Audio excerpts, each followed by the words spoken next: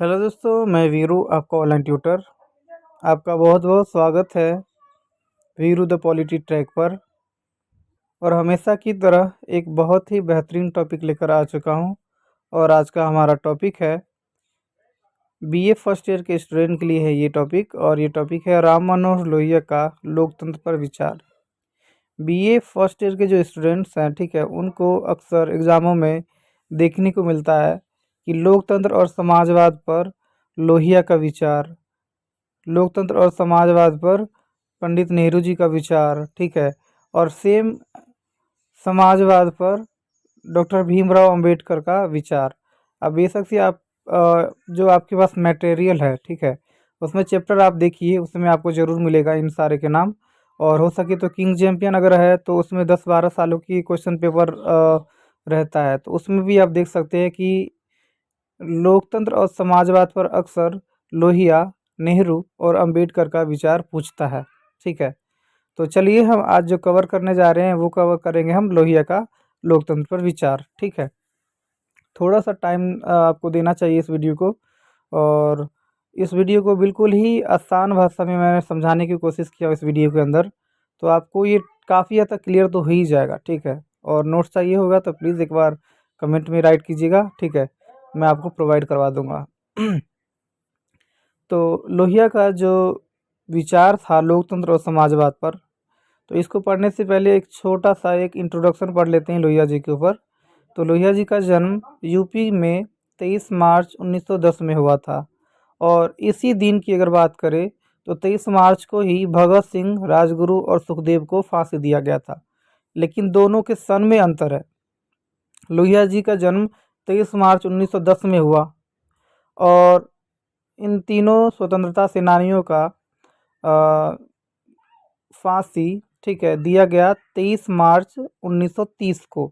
यानी जब इनको फांसी दिया गया था उस समय लोहिया 20 साल के रहे होंगे। ठीक है, और जब इनको फांसी दिया गया तो उसके बाद से लोहिया ने ये निर्णय लिया कि हम कभी भी अपना जन्मदिन नहीं मनाएंगे। ठीक है, क्योंकि उसी दिन उनका जन्मदिन भी था और उसी दिन उनका फांसी भी हुआ था। तो इसी वजह से उन्होंने कभी भी अपना जन्मदिन ना मनाने का निर्णय लिया। लोहिया जी की अगर बात करें तो वो एक बहुत ही बड़े स्वतंत्रता सेनानी में से एक थे। ठीक है, स्वतंत्रता सेनानियों में से बहुत ही महत्वपूर्ण नेता गिने जाते हैं ये। और ये साम्यवादी नेता थे जो समाज में समानता स्थापित करने पे बल दे रहे थे। और भारत में साम्यवादी आंदोलन का जनक भी यही है। भारत में साम्यवादी आंदोलन का जनक भी इन्हीं को माना जाता है। और भारतीय साम्यवादी दल जो था, ठीक है, उसकी स्थापना भी इन्होंने ही किया था। तो इस प्रकार से इनका शॉर्ट इंट्रोडक्शन हो गया। एक और मैं छोड़ दिया हूँ जिसे मुझे बताना चाहिए, वो है लोहिया जी के गुरु कौन थे। तो लोहिया जी के 1.5 गुरु थे। अब किसी का एक गुरु होता है, किसी का 2 या उससे भी ज़्यादा होता है किसी का गुरु, लेकिन लोहिया जी के 1.5 गुरु थे। ठीक है, एक और आधा। अब बोलोगे कैसे? तो लोहिया जी गांधी जी को अपना गुरु पूरी तरह से स्वीकार कर रखे थे।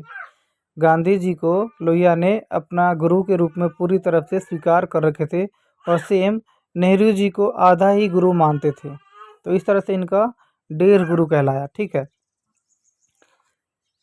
लोहिया जी की अगर बात करें तो उनके जो विचार है, ठीक है, उनके लेख है, भाषण है और उनके जो पुस्तकें हैं, उनको पढ़ने, सुनने और समझने से पता चलता है कि लोहिया जी का जो विचार था वो समाजवाद और लोकतंत्र पर अधिक था। ठीक है, और लोहिया के विचारों पर गांधी और नेहरू जी का प्रभाव देखने को मिलता है। क्यों देखने को मिलता है? क्योंकि लोहिया जी का जो गुरु थे वो गांधी और नेहरू थे। तो ऐसे में गांधी और नेहरू का विचार लोहिया जी के विचारों पर प्रभावित करेगा ही करेगा। ठीक है, तो इस तरह से लोहिया जी के विचारों में नेहरू जी और गांधी जी के विचारों का भी झलक देखने को आपको मिलेगा, जो मैं समय समय पे आगे बताता रहूँगा। तो सबसे पहले लोहिया जी का मैं आर्थिक विचार बता देता हूँ। तो लोहिया जी के अनुसार विश्व के एक बहुत बड़ी आबादी के लिए साम्यवादी व्यवस्था और पूंजीवादी व्यवस्था, दोनों ही व्यवस्था सही नहीं है। देखो, शुरू शुरू में आज़ादी के टाइम की अगर बात करें तो उस समय 2 प्रकार की विचारधाराएँ थी विकास करने का, एक साम्यवादी व्यवस्था और एक पूंजीवादी व्यवस्था। लोहिया जी कहते हैं कि दुनिया की एक बहुत बड़ी आबादी के लिए दोनों ही व्यवस्था सही नहीं था, क्योंकि दोनों ही व्यवस्थाओं में भारी भारी बड़े बड़े मशीनों का प्रयोग किया जाता है, जो देश की उत्पादकता को तो बहुत ही ज़्यादा बढ़ा देता है, क्योंकि बड़े बड़े मशीनों का प्रयोग हो रहा है। लेकिन बड़े बड़े मशीनों का प्रयोग होने से देश में मतलब काफ़ी ज़्यादा बेरोजगारी भी बढ़ने लगता है, ठीक है। और एशियाई देशों की अगर बात करें तो यहाँ पे जनसंख्या बहुत ज़्यादा है, ठीक है। तो ऐसे में ये जनसंख्या को बेरोजगारी का मार झेलना पड़ जाता है इन बड़ी बड़ी मशीनों की वजह से, ठीक है। तो इसीलिए लोहिया जी दोनों ही व्यवस्थाओं में कमी देख के रूप में देखते हैं कि यहाँ पे बड़ी बड़ी मशीनों का प्रयोग होता है, इसलिए ये दोनों ही व्यवस्थाएं सही नहीं हैं। और लोहिया जी गांव में लघु और कुटीर उद्योगों को बढ़ावा देने पे बल देता है कि गांव में अगर कुटीर उद्योग और लघु उद्योग रहेगा तो इससे गांव के लोगों को रोजगार मिलेगा। लेकिन बड़े बड़े जो फैक्ट्री हैं उनमें जो मशीनें हैं उनकी वजह से रोजगार वगैरह गाँव की छिन जाती है, और सामान्य जनमानस जो है वो बेरोजगारी का मार झेलना शुरू कर देते हैं, जो गरीबी को और ही ज़्यादा बढ़ाता है, ठीक है, आर्थिक शोषण को बढ़ाता है। तो इस तरह से राम मनोहर लोहिया ने अपना आर्थिक विचार दिया है समाजवाद को लेकर। अब इसमें गांधी जी का झलक कैसे दिखता है, तो गांधी जी है ग्रामीण क्षेत्रों में लघु और कुटीर उद्योगों को बढ़ावा देते थे, ठीक है, देने पर बल देते थे, ताकि गांव की जो गरीबी है बेरोजगारी है वो दूर हो सके। और लोहिया जी ने भी सेम गांव में लघु और कुटीर उद्योगों को बढ़ावा देने पर बल दिया है, ठीक है। तो गांधी जी का विचार आपको देखने को मिल रहा है लोहिया जी के विचारों में। तो चलो अब हम समझते हैं समाजवाद पर क्या लोहिया जी ने विचार प्रकट किया है, ठीक है। तो लोहिया जी ने जातिवाद का विरोध किया है। लोहिया जी ने किसका विरोध किया है? जातिवाद का विरोध किया है, क्योंकि गांव में जातिवाद काफ़ी ज़्यादा देखने को मिलता है, ठीक है।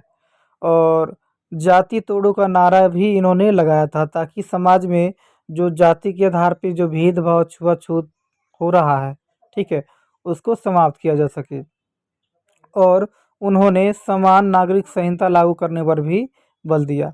समान नागरिक संहिता क्या होता है? तो अगर ये संहिता अगर लागू हो जाए तो समाज में सभी व्यक्ति को समान दर्जा, अधिकार, अवसर दिया जाएगा और उनके साथ किसी भी प्रकार का भेदभाव और छुआछूत नहीं होगा। तो ये समान नागरिक संहिता है, ठीक है। तो एक प्रकार का एक कानून होता है, एक चीज़ माइंड सेट रख लेना ये। नेक्स्ट है राजनीतिक विचार, ठीक है। राजनीतिक विचार में लोहिया जी का विचार क्या है ये जान लेते हैं। तो समाज के सभी लोगों को शासन में भाग लेना बहुत ही ज़्यादा ज़रूरी है, ऐसा लोहिया जी का मानना था। और इसके लिए उन्होंने सार्वभौमिक वयस्क मताधिकार पर बल दिया है, यानी कि समाज के अंदर जितने भी वयस्क नागरिक हैं उनको मत देने का अधिकार यानी वोट डालने का अधिकार दिया जाए। इसलिए उन्होंने इस अधिकार को महत्वपूर्ण माना है, क्योंकि इसी अधिकार के द्वारा वो देश के शासन में प्रत्यक्ष रूप से भागीदारी लेते हैं, ठीक है। क्योंकि हमारे देश में बहुत आसानी से ये अधिकार मिल गया लोगों को, जिससे इन अधिकारों का लोगों को महत्व नहीं समझ में आता है। लेकिन दुनिया के अन्य देशों में इस अधिकारों के लिए इस अधिकार के लिए काफ़ी ज़्यादा संघर्ष करना पड़ा उन्हें, तो उन्हें महत्व पता था। तो लोहिया जी ने इस राजनीतिक अधिकार को काफ़ी ज़्यादा महत्वपूर्ण माना है, यानी कि वयस्क मताधिकार को काफ़ी ज़्यादा महत्वपूर्ण माना है। और उन्होंने कहा है कि इस अधिकार के द्वारा ही हम अच्छे सरकार का गठन कर सकते हैं जो समाज के विकास के लिए कार्य करता है। तो इसलिए यह अधिकार बहुत ही महत्वपूर्ण है, ठीक है। और उनका जो चौथा विचार था वो लोकतंत्र के ऊपर था, जो बहुत ही महत्वपूर्ण है। तो चलिए इसको भी जान लेते हैं। तो लोहिया ने समाजवाद पर बल देते हुए एक ऐसा लोकतांत्रिक शासन व्यवस्था का कल्पना किया है जिसमें लोगों द्वारा अपने मनपसंद प्रतिनिधि को चुना जाता है और वही प्रतिनिधि सरकार बना करके और देश के सभी वर्गों के लिए समान रूप से कार्य करता है, ठीक है। तो ये कल्पना किया है लोकतंत्र का उन्होंने, ठीक है। और ऐसे जो सरकार है, ठीक है, ऐसे सरकारों के पास लोगों के अधिकारों की हनन करने की शक्ति नहीं होना चाहिए, ठीक है। उनके अधिकारों की रक्षा कर सके ये शक्ति होना चाहिए उनके पास। तो ऐसे उन्होंने कल्पना किया है और इसलिए उन्होंने सार्वभौमिक वयस्क मताधिकार को भी महत्वपूर्ण माना है, जो मैंने पीछे बताया था आपको। और उन्होंने लोकतांत्रिक शासन व्यवस्था में शक्तियों के विभाजन पर बल दिया है। उन्होंने कहा है कि शक्ति अगर एक के पास अगर रहता है तो ठीक है, तो वो क्या हो जाएगा, तानाशाही बन जाएगा। जैसे सोवियत संघ में 72 सालों से शासन कम्युनिस्ट पार्टी का था, ठीक है, और वो तानाशाही बन गया था, ठीक है। तो इसीलिए उन्होंने कहा कि शक्तियों का विभाजन होना चाहिए। पूरी शक्तियाँ जो होती है देश की, वो एक के हाथों में ना देने के बजाय वो विभिन्न भागों में बाँट देना चाहिए। और उन्होंने कहा है कि शक्तियों का विभाजन 4 जो लोकतंत्र के स्तंभ है, ठीक है, उसमें बाँटा जाना चाहिए। और वो 4 स्तंभ कौन-सा है, तो केंद्र, प्रांत, जिला और पंचायत।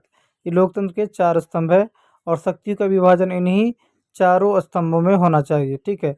ताकि केंद्र सरकार केंद्रीय स्तर का कार्य करे, प्रांतीय सरकार प्रांतीय स्तर का काम करे और जिला स्तर की जो सरकारें हैं, वो जिला स्तर पे काम करे और ग्राम पंचायत है, वो ग्रामीण स्तर की जो विषय है वो सँभाले। और इस तरह से हर स्तर पे सभी सरकारें मौजूद है और वो अपने-अपने स्तर पे विकास करेगा, तो समाज का बहुत ही तेज़ी से विकास होगा, ठीक है। तो इस तरह से शक्तियों का विभाजन करके लोकतंत्र को उन्होंने मजबूती करने पर बल दिया है। तो आई होप आपको वीडियो में थोड़ा-सा इंटरेस्ट पैदा हुआ होगा, क्योंकि ये काफ़ी आसान लहजे में मैंने समझाने की कोशिश किया हूँ। तो अगर थोड़ा-सा भी अगर आपको अच्छा लगता है तो प्लीज़ लाइक, शेयर, कमेंट और सब्सक्राइब ज़रूर कर दीजिएगा। Thank you so much.